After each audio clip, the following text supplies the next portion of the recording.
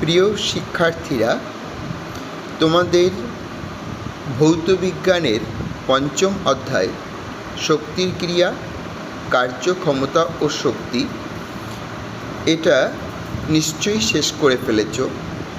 এবং শেষ করার পর আমি তোমাদের শর্ট টেস্টের জন্য যে কোশ্চেনটি পাঠিয়েছি তারও উত্তর আশা করি দেওয়া হয়ে গেছে। তো এবার হচ্ছে উত্তর কারেকশানের পালা।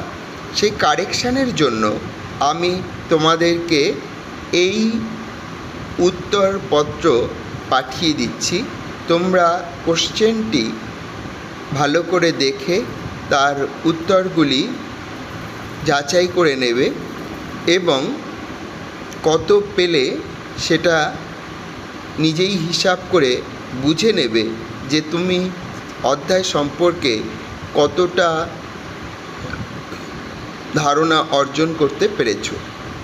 তো দেখো মিলিয়ে এবং নিজের সাফল্য নিজে অনুভব করে আনন্দ পাও, এটাই আমার ইচ্ছা।